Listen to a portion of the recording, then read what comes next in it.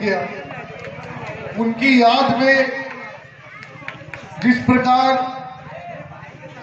बुढ़िया घाट के लोग 10वीं एवं 12वीं के विद्यार्थियों को सम्मानित करने का कार्यक्रम रखे हैं। मैं कार्यक्रम के आयोजन करने वाले लोगों को तहे दिल से शुक्रिया, धन्यवाद एवं स्वागत करना चाहता हूं। आज बहुत अच्छा दिन है और इनकी याद में ये सम्मान समारोह रखा गया है। ये ऐसे व्यक्ति थे जो 21 साल की उम्र में सेना में भर्ती हुए और 33 साल की उम्र में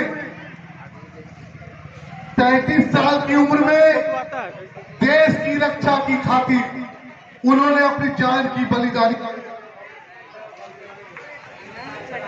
भारत के सरकार के द्वारा सेना में जो देश का सबसे सर्वोच्च पुरस्कार होता है, परमवीर चक्र से उनको सम्मानित किया गया।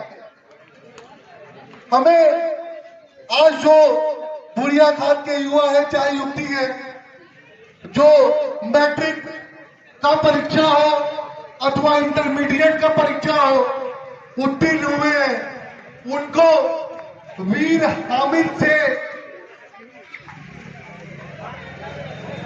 हामिद को प्रेरणा स्रोत बनाना चाहिए। क्योंकि वीर हामिद जब बचपन में जब मैं उनके बारे में पढ़ा, किताब उनके बारे में पढ़ा, काफी सारे लेखकों ने उनके बारे में लेख लिखा, तो उसमें लिखा गया था कि जब वीर हामिद 12-13 साल के थे, उस वक्त से वो अपने घर परिवार में बोला करते थे कि मैं देश की सेवा करूंगा, मैं देश की सेवा करूंगा। जब देश आजाद हो रहा था 1947 में, उस वक्त भी 15 साल की उम्र में देश की आजादी में भाग ले रहे थे। भाइयों, आज ऐसा समय आ गया है कि देश की जो सरकार है वो बोलते हैं कि मोमिन भाइयों ने क्या किया, अल्पसंख्यक भाइयों ने क्या किया, लेकिन जो इल्म लिया है, जो तालीम लिया है, जो किताबों को पढ़ा है, वो जानता है कि देश में अल्पसंख्यक भाइयों ने क्या किया, मोमिन भाइयों ने क्या किया। अब मैं वीर अब्दुल हामिद से बातों को छोड़ के मैं दूसरी बातें करता हूं। सबसे पहले आज सरफराज जो हम लोगों का छोटा भाई है, मुझे बोला भैया आपको हम लोग एक कार्यक्रम का आयोजन कर रहे हैं जिसमें 10वीं और 12वीं के बच्चों को हम लोग सम्मानित करेंगे। बोले बाबू देखो, मुझे तुम आयोजन करता मैं जोड़ लो, मुझे कोई काम तो, मैं कोई गेस्ट नहीं हूं, मैं यहाँ का बच्चा। और जब मुझे ये गेस्ट बना के बुलाता मुझे बहुत खराब लगता है, क्योंकि मैं गेस्ट नहीं हूं, मैं आपका अपना हूं। तो मैं सरफराज से अनुरोध करूंगा कि अगले बार से मुझे बुलाओ तो मुझे आयोजनकर्ता के रूप में बुलाओ, मुझे गेस्ट के रूप में मत बुलाओ। गेस्ट के रूप में बुलाना है तो डिस्ट्रिक्ट बुलाओ, एसपी को बुलाओ, सीओ को बुलाओ, बीडीओ को बुलाओ, मुझे मत बुलाओ, मुझे आयोजनकर्ता के रूप में बुलाओ।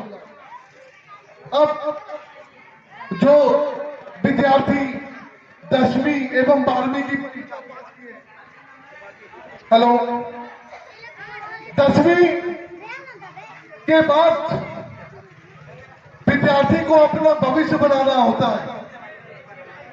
10वीं एक ऐसा बॉर्डर, हेलो, 10वीं एक ऐसा बॉर्डर लाइन है जिसके बाद बच्चा 12वीं करता है। 12वीं के बाद जो बच्चा होता है वो अपना भविष्य तय करता है। अगर हमें सेना में जाना है, हमें फौज में जाना है, हमें देश की सेवा करना है, तो हमें 10वीं पास करना पड़ेगा। 10वीं पास करेंगे तब हम देश की सेवा कर सकेंगे। हमें देश में, और जरूरी नहीं है कि देश की सेवा हम फौज में ही जाके करें, देश की सेवा हम एक अच्छा नागरिक बन करके भी कर सकते हैं। अगर हमारे माता पिता, हमारे घर वाले हमें अच्छा तालीम देते हैं, हमें अच्छा शिक्षा देते हैं, तो हम चार लोगों के बीच में बैठ सकते हैं, उनसे अच्छे तरीके से बात कर सकते हैं, उनको हम इज्जत और प्रतिष्ठा दे सकते हैं। जो बच्चा अपने माँ बाप को, अपने पिता को हमें अच्छा शिक्षा देते हैं, तो हम चार लोगों के बीच में बैठ सकते हैं, उनसे अच्छे तरीके से बात कर सकते हैं, उनको हम इज्जत और प्रतिष्ठा दे सकते हैं। जो बच्चा अपने माँ बाप को, अपने पिता को, अपने गुरुजनों को अगर इज्जत और प्रतिष्ठा देता है, तब मैं मानूंगा कि उन्होंने अच्छा शिक्षा, अच्छा तालीम लिया है। नहीं तो वो चार्टर अकाउंटेंट बन जाए, डॉक्टर बन जाए, आईएएस बन जाए, आईपीएस बन जाए, वो तालीम किसी काम का नहीं होता है। आज के दिनों में देखा गया है, माता पिता अपने बच्चों को पढ़ाते हैं, लिखाते हैं, खून के पसीने की कमाई से उनको इंजीनियर और डॉक्टर बनाते हैं, लेकिन जब बच्चा इंजीनियर और डॉक्टर बन जाता है, वो अपने माँ बाप को छोड़ के कोई अरब में चल जाता है, कोई लंदन चल जाता है, कोई बम्बई चल जाता है। तो भाई ऐसी शिक्षा ले, ऐसा दिल ले, ऐसा तालीम ले, जिससे कि समाज को, अगल बगल को हम इज्जत दे सके, सम्मानित कर सके, प्रतिष्ठा दे सके। समय कम है, जितने भी हमारे जितने भी इस बुढ़ियाघाट पतरोड़ी पंचायत के लोग आए, चाहे वो हमारे चाचा हो, छोटे भाई हो, बड़े भैया हो, सारे लोगों को मैं नमस्कार, प्रणाम, जोहार अदा करता हूँ। सलाम।